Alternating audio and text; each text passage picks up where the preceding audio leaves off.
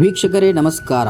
ಇವತ್ತು ನಾನು ನಮ್ಮೂರಿನ ಪ್ರಸಿದ್ಧ ದೇವರಾಗಿರುವ ಶ್ರೀ ಲಕ್ಕಮ್ಮ ದೇವಿಯ ಬಗ್ಗೆ ಈ ಹಿಡಕಲ್ ಗ್ರಾಮದಲ್ಲಿ ನೆಲೆಸಲು ಒಂದು ರೋಚಕವಾದ ಕಥೆ ಇದೆ. ಈ ವಿಡಿಯೋ ಮುಖಾಂತರ ನಿಮ್ಮೊಂದಿಗೆ ಹಂಚಿಕೊಳ್ಳುತ್ತೇನೆ.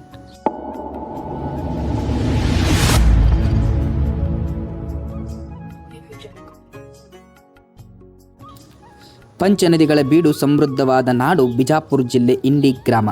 ಸುಮಾರು 14-15ನೇ ಶತಮಾನದಲ್ಲಿ ಆದಿಲ್ ಶಾಹಿಗಳ ಆಳ್ವಿಕೆಯ ಕಾಲವದು.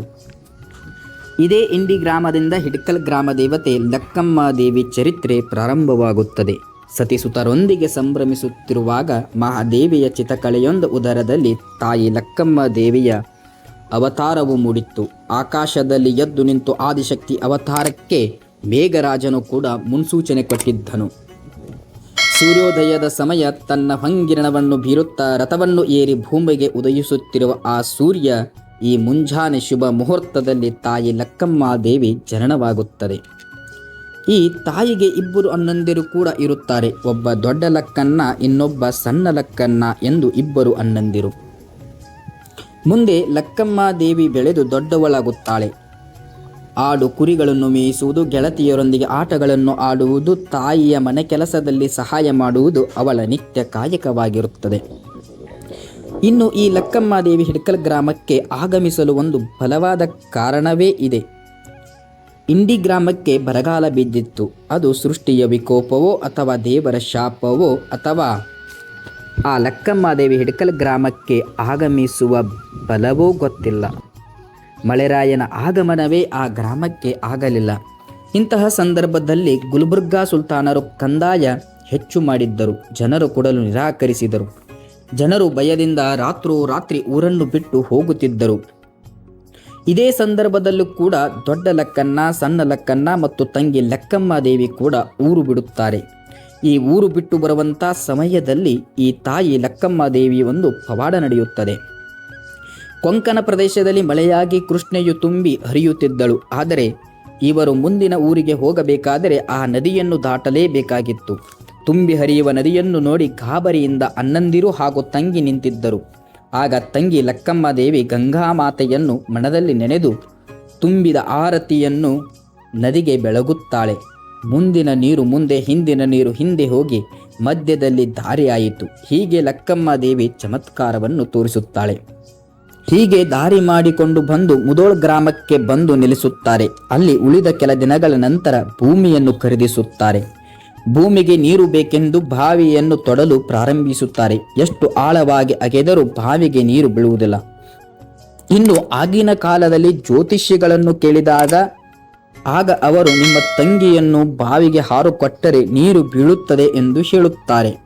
ಎಲ್ಲಿ ಕೇಳಿದರೂ ಕೂಡ ಇದೇ ಉತ್ತರ ಇರುತ್ತದೆ. ಈ ವಿಷಯವೂ ಕೂಡ ತಾಯಿ ಲಕ್ಕಮ್ಮ ದೇವಿಗೆ ತಿಳಿದಿರುತ್ತದೆ. ಒಂದು ದಿನ ಬಾವಿ ಪೂಜೆಯನ್ನು ಮಾಡಲು ಬಾವಿಯ ತಳಭಾಗದಲ್ಲಿ ಪೂಜೆಯನ್ನು ಸಲ್ಲಿಸಲು ಮುಂದಾಗುತ್ತಾರೆ. ತಾಯಿ ಲಕ್ಕಮ್ಮ ದೇವಿ ಎಲ್ಲಾ ಪೂಜೆಯನ್ನು ಮುಗಿಸಿ ಕುಂಕುಮದ ಕರಡಿಗೆಯನ್ನು ತಳದಲ್ಲಿಯೇ ಬಿಟ್ಟು ಬರುತ್ತಾಳೆ. ಅದನ್ನು ತರಲು ಹೋಗುವ ಸಂದರ್ಭದಲ್ಲಿ ನೀರು ಕೂಡ ಸಣ್ಣಗೆ ಉಗಮವಾಗಿರುತ್ತದೆ. ಒಂದು ಪಾಟಿಗೆ ಇಳಿದಾಗ ನೀರು ಮೊಳಕಾಲಕ್ಕೆ ಇರುತ್ತದೆ. 2 ಪಾಟಿಗೆ ಇಳಿದಾಗ ಸೊಂಟಕ್ಕೆ ಇರುತ್ತದೆ. ಹೀಗೆ 5ನೇ ಪಾಟಿಗೆ ಇಳಿದಾಗ ಸಂಪೂರ್ಣವಾಗಿ ಮುಳುಗಿ ಹೋಗುತ್ತಾಳೆ. ಈ ಒಂದು ದೃಶ್ಯವನ್ನು ಕೈಲಾಸದಲ್ಲಿ ಶಿವ ಪಾರ್ವತಿ, ವೈಕುಂಠದಲ್ಲಿ ವಿಷ್ಣು, ಲಕ್ಷ್ಮಿ, ದೇವಲೋಕದಲ್ಲಿ ದೇವಗಣ್ಯರೆಲ್ಲರೂ ಕೂಡ ನೋಡುತ್ತಿದ್ದರು. ಈ ನೀರಿನಲ್ಲಿ ಮುಳುಗುವ ಲಕ್ಕಮ್ಮ ದೇವಿಯನ್ನು ಕರೆದುಕೊಂಡು ಹೋಗಲು ಪುಷ್ಪಕ ವಿಮಾನದಲ್ಲಿ ಶಿವದೂತರು ಬರುತ್ತಾರೆ. ಆ ಪುಷ್ಪಕ ವಿಮಾನದಲ್ಲಿ ಲಕ್ಕಮ್ಮ ದೇವಿಯು ದೇವಲೋಕಕ್ಕೆ ಪ್ರಯಾಣಿಸುತ್ತಾಳೆ. ಅಲ್ಲಿ ದೇವಾದಿ ದೇವತೆಗಳು ಲಕ್ಕಮ್ಮನ ಆಗಮನಕ್ಕೆ ಕಾಯುತ್ತಿರುತ್ತಾರೆ. ಹೀಗೆ ಲಕ್ಕಮ್ಮ ದೇವಿಯು ಶಿವನಲ್ಲಿ ಐಕ್ಯವಾಗುತ್ತಾಳೆ. ಇತ್ತ ತಂಗಿಯನ್ನು ಕಳೆದುಕೊಂಡು ಒಬ್ಬ ಅಣ್ಣ ಮುದೋಳ್ ಗ್ರಾಮವನ್ನು ಬಿಡುತ್ತಾನೆ. ತಮ್ಮನು ಬೆಳಗಲಿಯಲ್ಲಿ ಇದ್ದು ವಾಸ ಮಾಡುತ್ತಾನೆ. ದೊಡ್ಡ ಲಕ್ಕನ್ನನು ಕುಟುಂಬವು ಬೆಳಗಲಿಯ ಗ್ರಾಮದಲ್ಲಿ ಲಕ್ಕಮ್ಮ ದೇವಿಯ ದೇವಸ್ಥಾನವನ್ನು ಸ್ಥಾಪಿಸಿ ಇಂದಿಗೂ ಕೂಡ ಪೂಜಿಸುತ್ತಾರೆ. ಇನ್ನು ಬೆಳಗಲಿಯಿಂದ ಹಿಡಕಲ್ ಗ್ರಾಮಕ್ಕೆ ಒಂದು ಕುಟುಂಬವೂ ಆಗಮಿಸಿತ್ತು. ಒಂದು ದಿನ ಹಿಡಕಲ್ ಗ್ರಾಮದಿಂದ ಬೆಳಗಲಿ ಗ್ರಾಮಕ್ಕೆ ಕನಕಿಯನ್ನು ತರಲು ಎತ್ತಿನ ಗಾಡಿಯಲ್ಲಿ ಹೇರಿಕೊಂಡು ಬರುತ್ತಿರುತ್ತಾರೆ. ಚಕ್ಕಡಿ ಹಳಿ ಸಡಿಲವಾಗಿತ್ತು. ಒಂದು ಕಲ್ಲನ್ನು ತೆಗೆದುಕೊಂಡು ಚಕ್ಕಡಿಗೆ ಬಡಿದು ಕೂಡಿಸುತ್ತಾನೆ. ಅಲ್ಲಿಯೇ ಕಲ್ಲನ್ನು ಒಗೆದು ಮುಂದಕ್ಕೆ ಬಂದನು ಮತ್ತು ಬಂಡೆಯ ಹಳೆ ಸಡಿಲವಾಯಿತು. ಅಲ್ಲಿ ಕಲ್ಲು ನೋಡಿದರೆ ಸಿಗಲಿಲ್ಲ. ಆಗ ಮತ್ತೆ ಹಿಂದಕ್ಕೆ ಹೋಗಿ ಅದೇ ಕಲ್ಲನ್ನು ತೆಗೆದುಕೊಂಡು ಬಂದು ಹಳ್ಳಿಯನ್ನು ಕೂಡಿಸುತ್ತಾನೆ. ಹಾಗೆ ಆ ಕಲ್ಲನ್ನು ಅದೇ ಬಂಡಿಯಲ್ಲಿ ಇಟ್ಟುಕೊಂಡು ಬರುತ್ತಾನೆ. ಊರಿಗೆ ಬಂದು ನಂತರ ಕಣಕೆಯನ್ನು ಇಳಿಸಿ ಇಟ್ಟು ಆ ಕಲ್ಲನ್ನು ಕೂಡ ತೆಗೆದು ಬದಿಯಲ್ಲಿ ಇಟ್ಟಿರುತ್ತಾನೆ.